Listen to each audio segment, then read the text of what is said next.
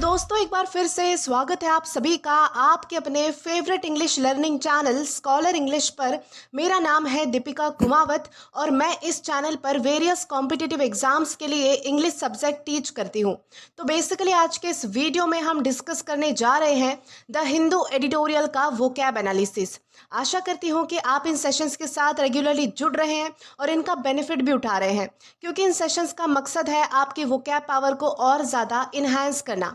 और ये जो वोकैब सेशंस है ये बैंक, एसएससी, रेलवे, यूपीएससी या फिर किसी भी कॉम्पिटिटिव एग्जाम के लिए इक्वली बहुत ही ज़्यादा इंपॉर्टेंट है।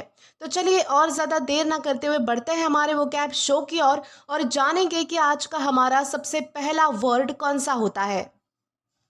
तो दोस्तों आज का हमारा सबसे पहला वर्ड आता है वैनगार्ड।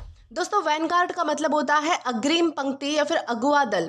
दोस्तों इन दो वर्ड्स को सुनकर आपको बिल्कुल भी समझ नहीं आएगा कि वैनगार्ड का मतलब क्या होता है। वैनगार्ड का सिंपल अगर मतलब हम समझे तो वैनगार्ड का मतलब होता है सबसे आगे चलने वाला या फिर किसी चीज़ को लीड करने वाला पर्सन या फिर कोई ग्रुप हो सकता है। यानी कि कोई अगर मान लीजिए कि कोई ग्रुप है या फिर कोई दल है, ग्रुप जिसे हम कहते हैं, कोई संगठन है, कोई ऑर्गेनाइजेशन है, उसमें अगर कोई सबसे आगे चलता है, उस चीज़ को लीड करता है, उस चीज़ को जो है वो मतलब कि हर चीज़ में मतलब कि कैसे करना है, क्या करना है, ये सारी चीज़ें वो बताता है, लीड करता है, तो उसे हम जो है वो वैनगार्ड कहते हैं, जिसमें जो ग्रुप या फिर जो पर्सन सबसे आगे रहता है।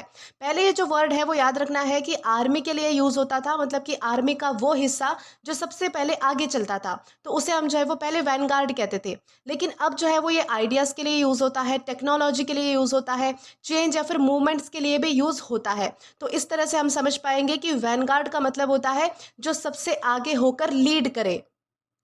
दोस्तों इसी की तरह हमारे पास कुछ और भी एग्जांपल्स है, जैसे कि हम कह सकते हैं the company is in the Vanguard of AI. मतलब कि कंपनी जो है वो एआई यानी कि आर्टिफिशियल इंटेलिजेंस के फील्ड में सबसे आगे चल रही है। यानी कि कंपनी क्या कर रही है, तो आर्टिफिशियल इंटेलिजेंस इस चीज़ को लीड कर रही है, यानी कि उस चीज़ में वो सबसे आगे है, यानी कि अग्रिम है, प्रथम है। तो इस तरीके से आपको जो है वो वैनगार्ड का यूज़ करना है।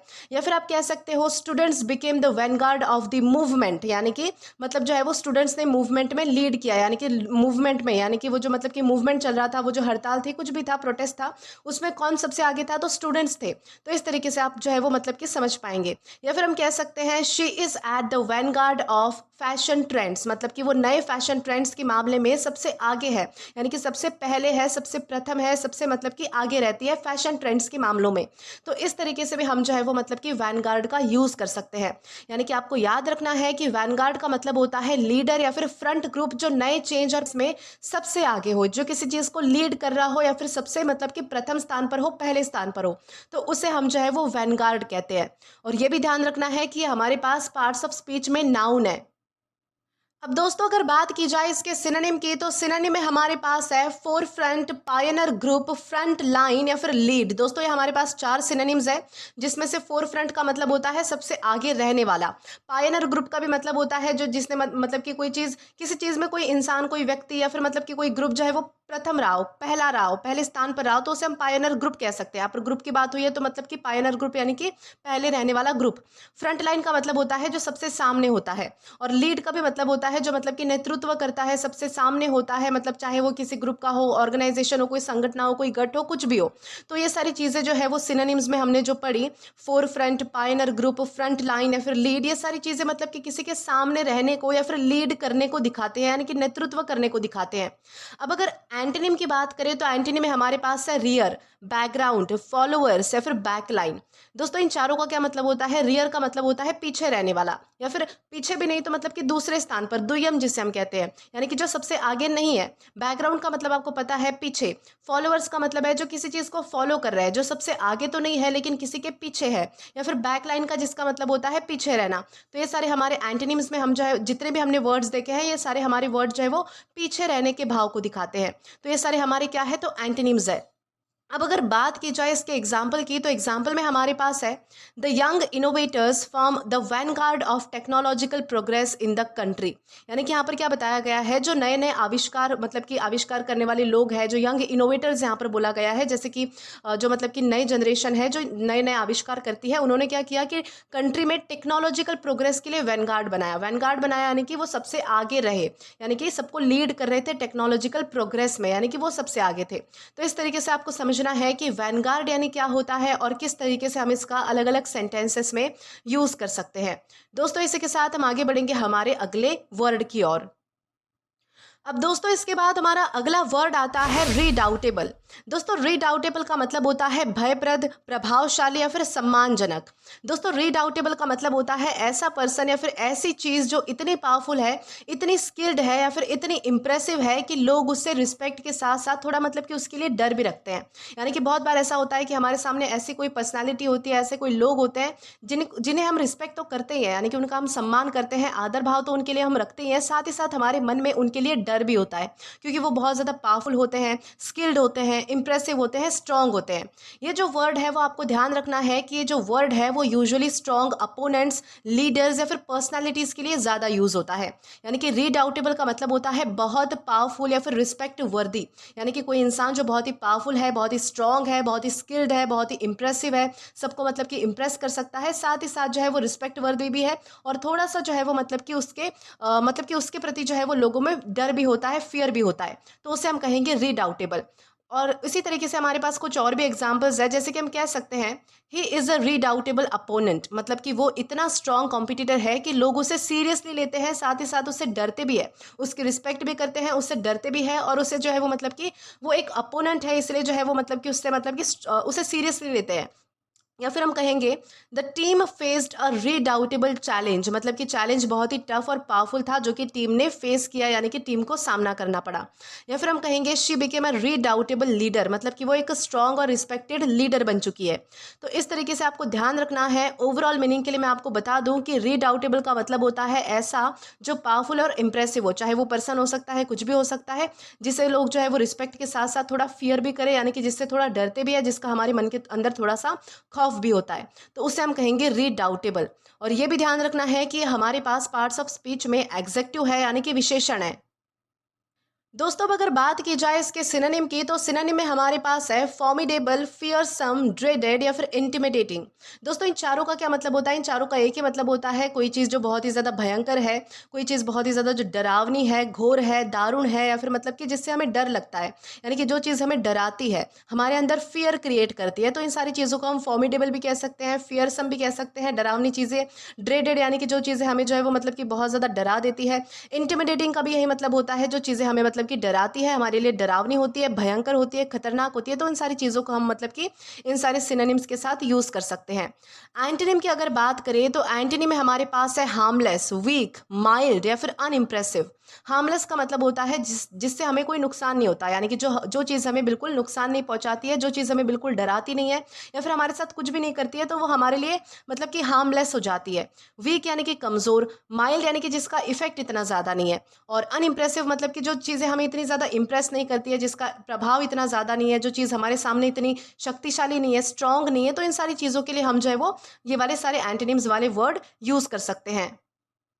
अब दोस्तों अगर बात की जाए इसके एग्जाम्पल की, तो एग्जाम्पल में हमारे पास है the redoubtable warrior was known for his courage and strength in battle. यानी कि यहाँ पर क्या बताया गया है कि एक वॉरियर है जो कैसा है, रीडाउटेबल है। रीडाउटेबल है यानी कि वो बहुत ही स्ट्रांग है, लोग उसकी रिस्पेक्ट करते हैं, साथ ही साथ लोगों के मन में उसके प्रति एक डर भी है, डर की भावना भी है। तो वो कैसा है, तो वो अपनी जो है वो मतलब कि ताकत के लिए, अपनी बहादुरी के लिए, अपने साहस के लिए जो जाना जाता है, मतलब कि वो जब लड़ता है तो उसकी जो साहस है, यानी कि उसकी जो ब्रेवरी है सबके साथ लड़ने की, साथ ही साथ उसकी जो स्ट्रेंथ है वो उसके लिए जाना जाता है। कौन? तो एक रीडाउटेबल वॉरियर, यानी कि ऐसा वॉरियर जो मतलब कि बहुत ही ज़्यादा प्रभावशाली है, बहुत ही ज़्यादा इंप्रेसिव है, बहुत ही ज़्यादा स्किलफुल है, साथ ही साथ लोगों के मन में उसके लिए थोड़ा सा डर भी है। तो इस तरीके से आपको ध्यान रखना है कि रीडाउटेबल यानी क्या होता है। इसी के साथ हम आगे बढ़ेंगे हमारे अगले वर्ड की ओर। तो दोस्तों इसके बाद हमारा अगला वर्ड आता है इवैनेसेंट। दोस्तों इवैनेसेंट का मतलब होता है क्षण भंगुर या फिर जल्दी समाप्त होने वाला। यानी कि इवैनेसेंट का मतलब होता है ऐसी कोई चीज़ जो बहुत ही जल्दी डिसअपियर या फिर फेड हो जाए, यानी कि हल्की हो जाए। ये जो चीज़ है वो ज़्यादा देर तक टिक नहीं सकती, बस थोड़ी देर के लिए होती है और फिर ख़त्म हो जाती है। इसमें बेसिकली इस वर्ड में टेम्पररी और शॉर्ट लिव्ड होने का एक आइडिया होता है, यानी कि जो चीज़ हमारे लिए बिल्कुल भी परमानेंट नहीं होती है या फिर लॉन्ग लास्टिंग नहीं होती है, बस वो थोड़ी देर के लिए हमारी लाइफ में आती है या फिर हमारे साथ होती है और फिर वो मतलब कि 5-10 मिनट सेकंड में खत्म हो जाए, तो ऐसी चीज़ों को हम इवेनेसेंट कह सकते हैं, जो चीज़ें टेम्पररी होती है, परमानेंट नहीं होती है। यानी कि इवेनेसेंट का मतलब होता है जल्दी खत्म या फिर गायब हो जाने वाली कोई भी चीज़। इसी के साथ हमारे पास कुछ और भी एग्जाम्पल्स है, जैसे कि हम कह सकते हैं द रेनबो वॉज एवेनेसेंट। मतलब कि हम क्या कहेंगे, तो रेनबो जो है वो थोड़ी देर बाद गायब हो चुका था, क्योंकि रेनबो जो है वो परमानेंट नहीं था, वो 5-10 मिनट के लिए आया और फिर वो मतलब कि वैनिश हो गया। या फिर अगर हम दूसरा एग्जाम्पल देखें, तो हम कह सकते हैं फेम कैन बी एवेनेसेंट। मतलब कि ये जो पॉपुलैरिटी होती है, किसी को जो फेम या फिर प्रसिद्धि मिलती है, ये थोड़ी देर के लिए होती है, ये जो है वो वैनिश हो सकती है। यहाँ पर क्या बताया गया है, फेम कैन बी एवेनेसेंट, यानी कि फेम जो है वो मतलब कि एवेनेसेंट हो सकता है, यानी कि थोड़ी देर के लिए किसी को मिलता है और फिर वो जो है वो मतलब कि वैनिश या फिर गायब हो जाता है या फिर कम पड़ जाता है, फेड हो जाता है, इस तरीके से हम कह सकते हैं। या फिर हम कहेंगे शी फेल्ट एन एवेनेसेंट जॉय। मतलब कि उसकी खुशी बस थोड़ी देर के लिए थी, उसने ऐसी खुशी महसूस की जो थोड़ी देर के लिए उसकी लाइफ में आई, यानी कि उसकी जो खुशी है वो लॉन्ग लास्टिंग या फिर परमानेंट नहीं थी, एवेनेसेंट थी, यानी कि टेम्पररी थी। यानी कि सिंपल वर्ड्स में आपको इतना ध्यान रखना है कि एवेनेसेंट का मतलब होता है शॉर्ट लिव्ड, जो जल्दी फेड या फिर डिसअपियर हो जाए, तो उसे हम कहते हैं एवेनेसेंट। और दोस्तों ये भी ध्यान रखना है कि हमारे पास पार्ट्स ऑफ स्पीच में एग्जेक्टिव है, यानी कि विशेषण है। दोस्तों अब अगर बात की जाए इसके सिनोनिम की, तो सिनोनिम में हमारे पास है फ्लीटिंग, ट्रांजिएंट, मोमेंट्री या फिर शॉर्ट लिव्ड। दोस्तों इन चारों का क्या मतलब होता है, फ्लीटिंग का मतलब होता है जो चीज़ बदलती रहती है, जो चीज़ एक जगह पर टिकती नहीं है, तो उसे हम जो है वो मतलब कि फ्लीटिंग कहेंगे।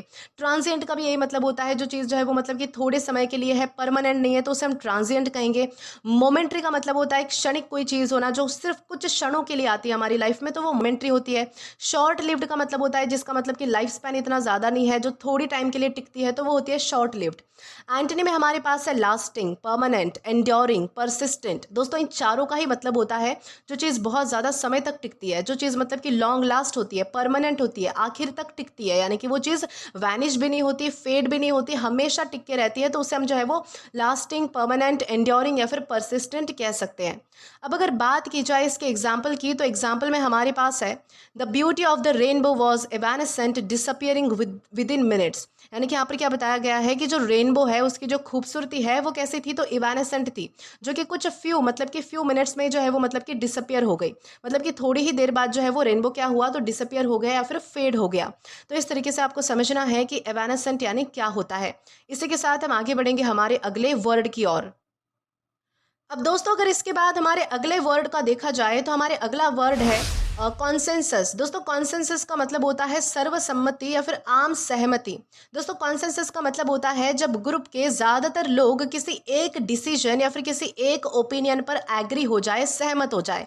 इसमें हर पर्सन का 100% एग्री होना जरूरी नहीं है, लेकिन ओवरऑल कॉमन एग्रीमेंट बन जाता है। यानी कि जैसे मतलब कि मेजॉरिटी के हिसाब से अगर मेजॉरिटी एग्री है, तो उस तरीके से हम जो है वो कह सकते हैं कि यहाँ पर कॉन्सेंसस है, यानी कि ज्यादातर लोग जो है वो एक ही डिसीजन पर आकर एग्री हो चुके हैं। लेकिन जरूरी नहीं है कि हर एक इंसान जो है वो मतलब कि वो सारी बातें मानता ही हो।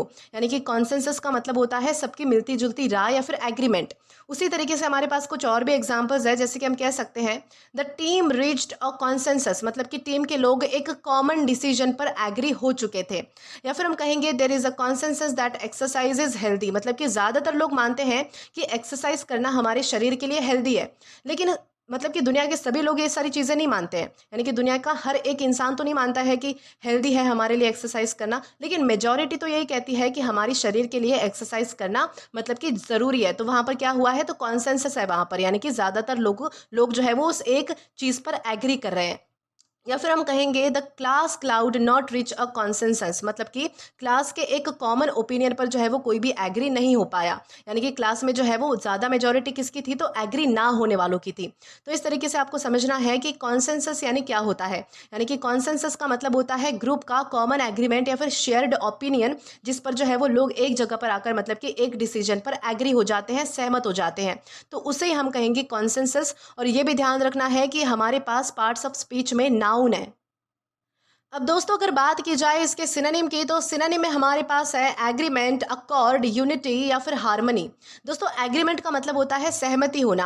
अकॉर्ड का मतलब होता है एक तरीके से सामंजस्य की भावना होना या फिर एक तरीके से मेल मिलाप होना। यूनिटी का मतलब होता है एकता होना, और हार्मनी का भी मतलब होता है सौहार्द की भावना होना, सामंजस्य होना, यानी कि आपसी मेलजोल होना।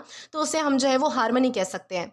एंटनी में हमारे पास है डिसएग्रीमेंट, कन्फ्लिक्ट, डिस्कॉर्ड या फिर डिसेंट। दोस्तों डिसएग्रीमेंट मतलब कि जहाँ पर असहमति होती है या जहाँ पर लोगों के ख्याल नहीं मिलते, तो उसे हम डिसएग्रीमेंट कहते हैं। यानी कि जो लोग एक दूसरे की बातें नहीं सुनते हैं या फिर एक दूसरे की बातों से एग्री नहीं करते हैं, तो वो होता है डिसएग्रीमेंट। कन्फ्लिक्ट का मतलब होता है जहाँ पर विवाद होता है या फिर जहाँ पर जो है वो मतलब कि एक तरीके से लोग आपसी जो है वो मतलब कि आपस में सहमत नहीं होते, तो वहाँ पर एक तरीके से कन्फ्लिक्ट होता है, टेंशन होता है। डिस्कॉर्ड और डिसेंट का भी मतलब होता है किसी चीज़ से जो है वो सहमत ना होना, किसी चीज़ से मना करना, बेसिकली किसी चीज़ से जो है वो मुकर जाना। तो उस तरीके से हम जो है वो डिस्कॉर्ड या फिर डिसेंट का यूज़ कर सकते हैं, जो कि हमारे क्या है, तो एंटोनिम्स है। अब दोस्तों अगर बात की जाए इसके एग्जाम्पल की, तो एग्जाम्पल में हमारे पास है after a long discussion the committee finally reached a consensus. यानी कि यहाँ पर क्या बताया गया है कि काफ़ी लंबी डिस्कशन के बाद, यानी कि काफ़ी लंबी बातचीत के बाद जो कमिटी है वो फाइनली एक डिसीजन पर एग्री हो गई, यानी कि उनके बीच जो है वो कॉन्सेंसस फाइनली हो ही गया। तो इस तरीके से आपको समझना है कि कॉन्सेंसस यानी क्या होता है और किस तरीके से हम इसका यूज़ कर पाएंगे। इसी के साथ हम आगे बढ़ेंगे हमारे अगले वर्ड की ओर। तो दोस्तों इसके बाद हमारा अगला वर्ड आता है फिजिबिलिटी। दोस्तों फिजिबिलिटी का मतलब होता है व्यवहार या फिर संभवता। दोस्तों फिजिबिलिटी का मतलब होता है किसी प्लान या फिर आइडिया का प्रैक्टिकली पॉसिबल होना। मतलब कि ये चेक करना कि कोई काम रियलिटी में हो सकता है या फिर नहीं। जैसे कि टाइम, मनी, स्किल्स और रिसोर्सेज के हिसाब से अगर कोई काम पॉसिबल है तो वो उसकी फिजिबिलिटी है, और अगर नहीं पॉसिबल है तो वहाँ पर फिजिबिलिटी नहीं है। यानी कि फिजिबिलिटी का मतलब होता है कि चेक करना कि कोई काम जो है वो प्रैक्टिकली, लॉजिकली और रियलिटी में पॉसिबल हो सकता है या फिर नहीं, तो उससे ही हम जो है वो फिजिबिलिटी कहते हैं। उसी तरीके से हमारे पास कुछ और भी एग्जांपल्स है, जैसे कि हम कह सकते हैं दे studied the feasibility of the project. मतलब कि उन्होंने चेक किया कि प्रोजेक्ट जो है वो मतलब कि वास्तविकता में यानी कि रियलिटी में हो सकता है या फिर नहीं, यानी कि लॉजिकली, प्रैक्टिकली ये चीज़ पॉसिबल है या फिर नहीं, ये उन्होंने चेक किया। या फिर हम कह सकते हैं we need to test the feasibility of this idea. मतलब कि हमें ये देखना पड़ेगा, हमें ये चेक करना पड़ेगा कि ये आइडिया जो है वो प्रैक्टिकल है या फिर नहीं, ये आइडिया काम करेगा या फिर नहीं। यानी कि हमें क्या करना पड़ेगा, तो इसकी फिजिबिलिटी चेक करनी पड़ेगी। या फिर हम कहेंगे द प्लान लैक्ड फिजिबिलिटी। यानी कि मतलब प्लान जो है वो बिल्कुल भी प्रैक्टिकल नहीं था, बिल्कुल लॉजिकल नहीं था, यानी कि इसमें जो है वो मतलब कि सक्सेस होने की बिल्कुल भी फिजिबिलिटी नहीं थी, यानी कि ये जो है वो बिल्कुल भी काम करने वाला नहीं था। तो इस तरीके से हमको समझना है कि फिजिबिलिटी का मतलब होता है प्रैक्टिकल पॉसिबिलिटी, या फिर यानी कोई चीज़ रियलिटी में सक्सेसफुली हो सकती है या फिर नहीं, ये चेक करना, तो उसे हम जो है वो कहते हैं फिजिबिलिटी। और ये भी ध्यान रखना है कि हमारे पास पार्ट्स ऑफ स्पीच में नाउन है। दोस्तों अब अगर बात की जाए इसके सिनोनिम की, तो सिनोनिम में हमारे पास है पॉसिबिलिटी, वाइबिलिटी या फिर वर्कैबिलिटी। दोस्तों इन तीनों का ही मतलब होता है किसी चीज़ का मतलब कि बेसिकली मतलब कि किसी चीज़ के होने की संभावना होना, कोई चीज़ जो है वो मतलब कि घटित होना, या फिर कोई चीज़ जो है वो अच्छी तरीके से प्रैक्टिकली काम करना। यानी कि जो चीज़ मतलब कि रियलिटी में हो सकती है, पॉसिबल है, प्रैक्टिकल तरीके से पॉसिबल है, तो उसे जो है वो हम पॉसिबिलिटी भी कह सकते हैं, वाइबिलिटी भी कह सकते हैं, या फिर वर्कैबिलिटी भी कह सकते हैं। एंटोनी में हमारे पास है इम्पॉसिबिलिटी, इनफिजिबिलिटी या फिर अनवर्कैबिलिटी। यानी कि जो चीज़ें जो है वो मतलब कि नामुमकिन है, यानी कि जो चीज़ें घटित नहीं हो सकती है रियलिटी में, यानी कि जो चीज़ मतलब कि कैसी है, तो फिजिबल नहीं है। या फिर हम इनफिजिबिलिटी भी कह सकते हैं, यानी कि जो चीज़ें रियल में नहीं हो सकती। अनवर्कैबिलिटी मतलब कि जो चीज़ें रियल में घटित नहीं हो सकती, जिनका काम करना मुश्किल है रियलिटी में। तो इस तरह की चीज़ों को हम जो है वो इम्पॉसिबिलिटी, इनफिजिबिलिटी या फिर अनवर्कैबिलिटी भी कह सकते हैं। अब उसी तरह हम जो अगर एग्जाम्पल देखें, तो एग्जाम्पल में हमारे पास है they conducted a study to check the feasibility of the new project. यानी कि उन्होंने जो है वो एक स्टडी कंडक्ट की, यानी कि एक स्टडी की उन्होंने कि इस प्रोजेक्ट की फिजिबिलिटी क्या है। यानी कि उन्होंने जो है वो प्रोजेक्ट की फिजिबिलिटी बेसिकली चेक की अपने स्टडी के द्वारा कि ये प्रोजेक्ट रियल में यानी कि प्रैक्टिकली काम कर सकेगा या फिर नहीं। तो इस तरीके से आपको समझना है कि फिजिबिलिटी यानी क्या होता है और किस तरीके से हम जो है वो इसका अलग अलग सेंटेंसेस में यूज़ कर सकते हैं। इसी के साथ हम आगे बढ़ेंगे हमारे अगले वर्ड की ओर। तो दोस्तों इसके बाद हमारा अगला वर्ड आता है रूस। दोस्तों रूस का मतलब होता है छल, चाल, कपट या फिर धोखा देने की युक्ति। यानी कि रूस का मतलब होता है किसी को ट्रिक या फिर डिसीव करने के लिए कोई चाल बनाना या फिर कोई क्लेवर प्लान बनाना। बेसिकली किसी को धोखा देने के लिए जो है वो मतलब कि एक तरीके से कोई प्लानिंग, प्लॉटिंग करना, साजिश रचना, तो उसे हम जो है वो रूस कह सकते हैं। ये जो है वो यूजुअली स्मार्ट और हिडन ट्रिक होती है जिसमें सामने वाला कंफ्यूज हो जाता है, यानी कि सामने वाला जो है वो मतलब कि एक तरीके से गुमराह हो जाता है, कंफ्यूज हो जाता है कि उसके साथ हो क्या रहा है। तो इसी चीज़ को हम जो है वो रूस कहते हैं। यानी कि रूस का मतलब होता है कोई चाल या फिर कोई ट्रिक। उसी तरीके से हमारे पास कुछ और भी एग्जाम्पल्स है, जैसे कि हम कह सकते हैं he used a ruse to escape, मतलब कि उसने जो है वो भागने के लिए बहुत ही मतलब कि क्लेवर ट्रिक अपनाई या फिर कोई चाल अपनाई। या फिर हम कहेंगे the prank was just a ruse, मतलब कि वो जो है वो प्लान जो था वो सिर्फ लोगों को जो है वो कंफ्यूज करने की चाल थी। वो जो प्रैंक जो मतलब कि हंसी मजाक जो मतलब कि किसी के साथ हुई थी, वो सिर्फ किसी का मतलब कि ध्यान भटकाने के लिए या फिर किसी को कंफ्यूज करने के लिए एक चाल बनाई गई थी। तो इस तरीके से आपको ध्यान रखना है कि रूज का मतलब होता है स्मार्ट ट्रिक या फिर डिसेप्टिव प्लान, किसी को फूल करने के लिए, किसी को पागल बनाने के लिए, किसी को गुमराह करने के लिए, तो उसे हम रूज कहते हैं। और ये भी ध्यान रखना है कि हमारे पास पार्ट्स ऑफ स्पीच में नाउन है। दोस्तों अब अगर बात की जाए इसके सिनोनिम की, तो सिनोनिम में हमारे पास है ट्रिक, डिसेप्शन, स्ट्रैटेजम या फिर प्लॉय। दोस्तों यहाँ पर क्या बताया गया है, ट्रिक का मतलब होता है कोई चाल चलना, डिसेप्शन का मतलब होता है किसी को धोखा देना, किसी के साथ कपट करना, स्ट्रैटेजम का मतलब होता है एक तरीके से प्लानिंग प्लॉटिंग करना, मतलब कि एक तरीके से साजिश रचना जिसे हम कह सकते हैं, तो वो होता है स्ट्रैटेजम। प्लॉय का भी मतलब होता है एक तरीके से चाल चलना। एंटनी में हमारे पास है ऑनेस्टी, ट्रुथ, कैंडर या फिर सिंसेरिटी। ऑनेस्टी का मतलब होता है ईमानदारी, ट्रुथ का मतलब होता है सच्चाई, कैंडर का भी मतलब होता है सच्चाई, सिंसेरिटी का भी मतलब होता है एक तरीके से जो है वो मतलब कि इंसान का नॉर्मल बिहेवियर होना जैसा होता है, जो मतलब कि किसी के प्रति मतलब कि एक तरीके से आदर भाव रखना, सच्चाई रखना, सच बोलना, तो ये सारी चीज़ें जो है वो मतलब कि सिंसेरिटी में आती है। अब अगर बात की जाए इसके एग्जाम्पल की, तो एग्जाम्पल में हमारे पास है he used a clever ruse to distract the guard and escape, यानी कि उसने जो है वो मतलब कि बहुत ही एक चतुर चाल चली ताकि वो जो है वो मतलब कि गार्ड का जो ध्यान है वो भटका सके और वहां से जो है वो मतलब कि भाग निकल सके। तो इस तरीके से आपको समझना है कि रूज यानी क्या होता है और किस तरीके से हम जो है वो इसका अलग अलग सेंटेंसेस में यूज कर सकते हैं। इसी के साथ हम आगे चलेंगे हमारे अगले वर्ड की ओर। तो दोस्तों इसके बाद हमारा अगला वर्ड आता है प्रेसिडेंट। दोस्तों प्रेसिडेंट का मतलब होता है मिसाल या फिर पूर्व उदाहरण, यानी कि प्रेसिडेंट का मतलब होता है पहले हुआ एग्जाम्पल या फिर डिसीजन जो फ्यूचर में हमारे लिए गाइड बन जाए। यानी कि जब कोई काम पहले हो चुका हो और बाद में लोग उसी को एग्जाम्पल या फिर रूल की तरफ फॉलो करें, तो उसे प्रेसिडेंट कह सकते हैं। यानी कि बहुत बार हम जो है वो मतलब कि किसी व्यक्ति को यानी कि किसी पर्सनैलिटी को फॉलो करते हैं, तो उसे हम एक मिसाल की तरह देखते हैं, हमारे लिए एग्जाम्पल होता है वो या फिर हमारा रोल मॉडल या फिर आइडियल होता है। तो उसी तरीके से प्रेसिडेंट होता है जो हमारे लिए जो है वो मतलब कि पीछे यानी कि पास्ट में हो चुका है और हमारे लिए जो है वो मतलब कि एक आइडियल सेट करता है ताकि हमें उसे देख देख के उसे हम जो है वो फॉलो कर सके। इसी तरीके से प्रेसिडेंट का क्या मतलब होता है, तो पहले का एग्जाम्पल जो फ्यूचर में हमें गाइड करे, हमारी आगे वाली जनरेशन को गाइड करे, तो उसे हम कहेंगे प्रेसिडेंट। इसी तरीके से हमारे पास कुछ और भी एग्जाम्पल्स है, जैसे कि हम कह सकते हैं द जज फॉलोड अ लीगल प्रेसिडेंट, मतलब कि जज ने जो है वो पहले के केस में जो सिमिलर केस था उसी को जो है वो उसी का एग्जाम्पल जो है वो फॉलो किया, उसमें जो हुआ था वही सारी जो चीज़ें हैं वो ध्यान में रख के उन्होंने इस केस को भी सॉल्व करने की कोशिश की। या फिर हम कहेंगे this decision sets a dangerous president, मतलब कि जो डिसीजन है वो फ्यूचर में लोगों के लिए रिस्की एग्जाम्पल सेट कर सकता है या फिर रिस्की बन सकता है। There was no president for such an event, मतलब कि पहले कभी भी ऐसा इवेंट नहीं हुआ था, ऐसे इवेंट का कोई भी एग्जाम्पल जो है वो मतलब कि पास्ट में नहीं है। इस तरीके से भी इसे जो है वो समझा जा सकता है। यानी कि प्रेसिडेंट का मतलब होता है पास्ट एग्जाम्पल या फिर डिसीजन जो फ्यूचर में एक्शन को इन्फ्लुएंस करे, हमारे एक्शन के लिए जो है वो मतलब कि एक तरीके से हमारे लिए मददगार रहे, हमें गाइड करे, तो उस चीज़ को हम जो है वो प्रेसिडेंट कह सकते हैं। और ये भी ध्यान रखना है कि हमारे पास पार्ट्स ऑफ स्पीच में नाउन है। अब दोस्तों अगर बात की जाए इसके सिनोनिम की, तो सिनोनिम में हमारे पास है एग्जाम्पल, मॉडल, इंस्टेंस या फिर पैटर्न। दोस्तों इन चारों का ही मतलब होता है कोई एक तरीके से मिसाल होना, कोई पूर्व उदाहरण होना, या फिर एक तरीके से जो है वो मतलब कि कोई एग्जाम्पल सेट कर देना या फिर कोई पैटर्न बना देना फ्यूचर जनरेशन के लिए जो इसे फॉलो कर सके। तो इस तरीके से हम जो है वो इसे एग्जाम्पल कह सकते हैं, मॉडल कह सकते हैं, इंस्टेंस कह सकते हैं, फिर पैटर्न भी कह सकते हैं। वही एंटोनिम में हमारे पास है अनॉमली, एक्सेप्शन, डेविएशन, इरेगुलरिटी। दोस्तों इन चारों का क्या मतलब होता है, जहाँ पर विसंगति होती है, यानी कि जहाँ पर किन्हीं आइडियोज का जो है वो मेल मिलाप नहीं होता है, यानी कि जहाँ पर जो है वो कोई चीज़ जैसे एग्जाम्पल सेट नहीं कर रही है या फिर कोई उदाहरण नहीं बन रही है, जहाँ पर जनरेशन उसे फॉलो नहीं कर रही है, तो वो एक्सेप्शन है, वो चीज़ें टाली जा चुकी है। तो ऐसी चीज़ों को हम जो है वो एनॉमली कह सकते हैं, एक्सेप्शन कह सकते हैं, डेविएशन कह सकते हैं, इरेगुलरिटी कह सकते हैं। तो उस तरीके से जो है वो ये सारे हमारे हम एंटोनिम्स की तरह यूज़ कर पाएंगे।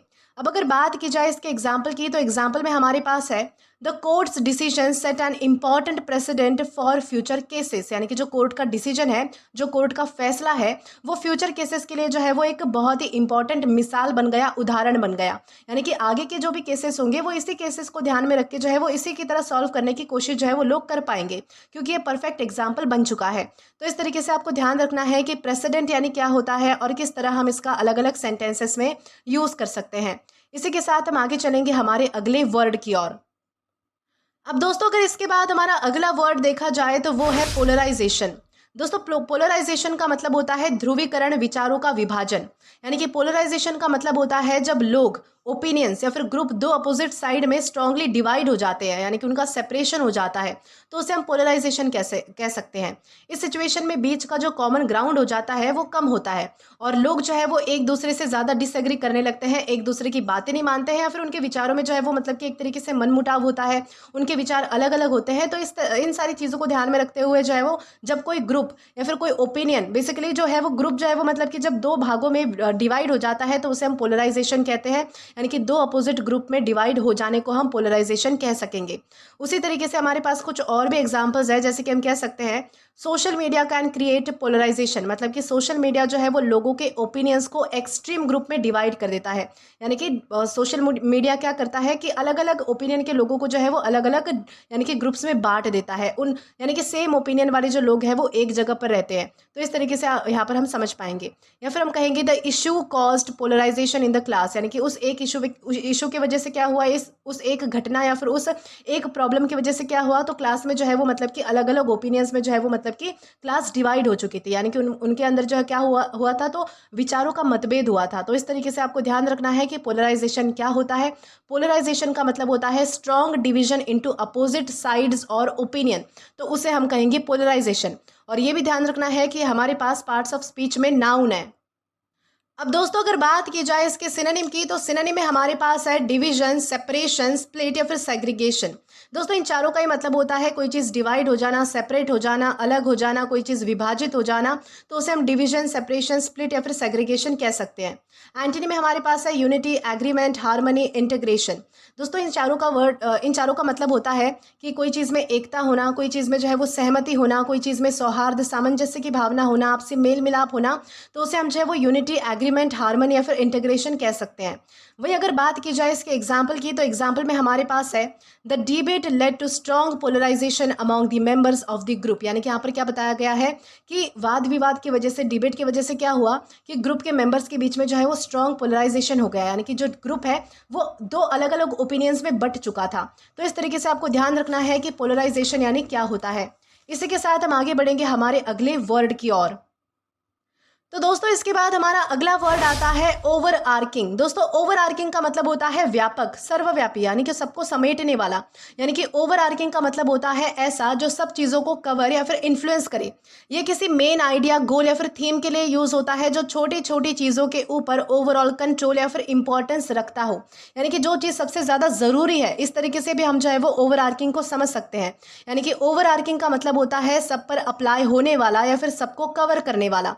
उसी तरीके से हमारे पास कुछ और भी एग्जांपल्स है, जैसे कि हम कहेंगे the overarching goal is education. मतलब कि सबसे मेन और सबसे इंपॉर्टेंट गोल क्या है, तो एजुकेशन है। यानी कि सबसे बड़ा गोल क्या है, तो शिक्षा है, एजुकेशन है। या फिर हम कहेंगे safety is the overarching concern. मतलब कि सेफ्टी सबसे बड़ी कंसर्न है जो बाकी चीज़ों पर भी इफेक्ट करती है, बाकी चीज़ों पर भी मतलब कि प्रभाव डालती है। या फिर हम कहेंगे the movie has an overarching theme of hope. यानी कि मूवी में सबसे बड़ा थीम, यानी कि सबसे ज़्यादा क्या दिखाया गया था, तो होप, यानी कि उम्मीद दिखाई गई थी। इसी थीम के अराउंड जो है वो मूवी सबसे ज़्यादा घूम रही थी। तो इस तरीके से आपको समझना है कि ओवर आर्किंग का मतलब होता है मेन, ब्रॉड और सबको कवर या फिर इन्फ्लुएंस करने वाला, सबको प्रभाव में लाने वाला, या फिर जो सबसे मतलब कि मुख्य होता है, मेन होता है, तो उसे हम कहेंगे ओवर आर्किंग। और ये भी ध्यान रखना है कि हमारे पास पार्ट्स ऑफ स्पीच में एग्जेक्टिव है, यानी कि विशेषण है। अब दोस्तों अगर बात की जाए इसके सिनोनिम की, तो सिनोनिम में हमारे पास है कॉम्प्रहेंसिव, इंक्लूसिव या फिर एक्सटेंसिव। दोस्तों इन तीनों का क्या मतलब होता है, जो चीज़ सबसे बड़ी है, सबसे व्यापक है, सर्वव्यापी है, यानी कि जो चीज़ सबको समेटने वाली है, या फिर जो चीज़ सबसे ज़्यादा इंपॉर्टेंट है। सबसे मेन क्या है, तो जो चीज़ सबसे ज़्यादा इंपॉर्टेंट है उसे हम कॉम्प्रहेंसिव भी कह सकते हैं, इंक्लूसिव भी कह सकते हैं, एक्सटेंसिव भी कह सकते हैं। एंटोनी में हमारे पास है लिमिटेड, नैरो, रेस्ट्रिक्टेड, स्पेसिफिक। यानी कि जो चीज़ लिमिटेड है, जो चीज़ मतलब कि नैरो है, बहुत ही छोटी है, या फिर जो चीज़ रिस्ट्रिक्टेड है, यानी कि जिसमें इतना ज़्यादा एक्सपोजर नहीं है, या फिर जो चीज़ स्पेसिफिक है, यानी कि अगेन इसमें जो है वो मतलब कि यानी कि लिमिटेड एक्सपोजर का भाव हमें मिलता है। यानी कि जो चीज़ सबसे ज़्यादा मेन नहीं मानी जाती है, इंपॉर्टेंट नहीं मानी जाती है, बड़ी नहीं मानी जाती है, तो उसे हम लिमिटेड कह सकते हैं, नैरो कह सकते हैं, रिस्ट्रिक्टेड कह सकते हैं, या फिर स्पेसिफिक भी कह सकते हैं।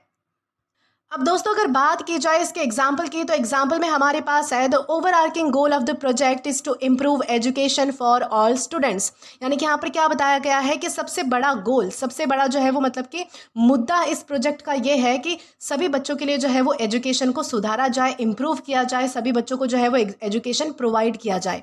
तो यही इस प्रोजेक्ट का सबसे बड़ा गोल है, या फिर सबसे बड़ा मतलब कि सर्वव्यापी सिद्धांत है। तो इस तरीके से आपको ध्यान रखना है कि ओवर आर्किंग यानी क्या होता है और किस तरीके से हम इसका अलग अलग सेंटेंसेस में यूज कर सकते हैं।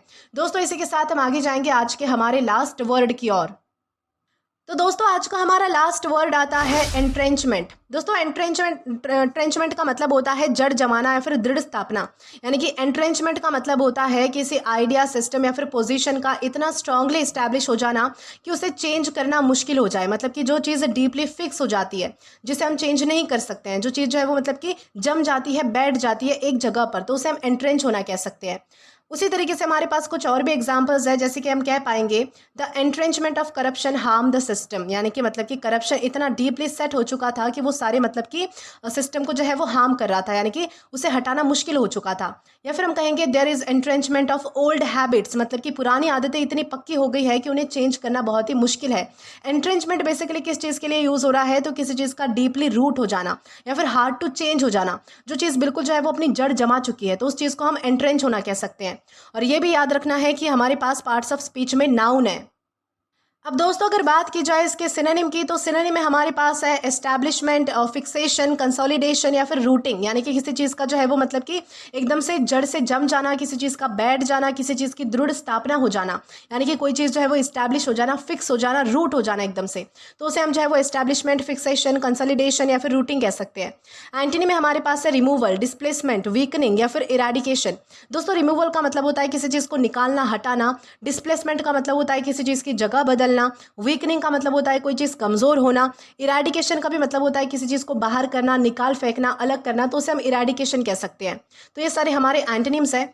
अब अगर बात की जाए इसके एग्जाम्पल की, तो एग्जाम्पल में हमारे पास है the entrenchment of outdated believes can slow down social progress. मतलब कि अगर हमारे समाज में इसी तरीके से जो आउटडेटेड बिलीव्स है, यानी कि जो मतलब कि पुराने रीति रिवाज है, पुराने रीति रिवाज तो नहीं कहेंगे, यानी कि जो लोग मानते हैं, जिस तरीके की जो धारणाएं लोगों की है, अगर वो इसी तरीके से हमारी सोसाइटी में, हमारे समाज में अगर जड़ जमा के बैठी रही, तो हमारी जो सोशल प्रोग्रेस है वो स्लो डाउन हो जाएगी या फिर रुक जाएगी। तो इस तरीके से यहाँ पर हमारी इस एग्जाम्पल में हमें समझाया गया है। तो दोस्तों आज के लिए बस इतना ही। आज की इस क्लास का पीडीएफ आप हमारे टेलीग्राम चैनल के थ्रू एक्सेस कर सकते हैं।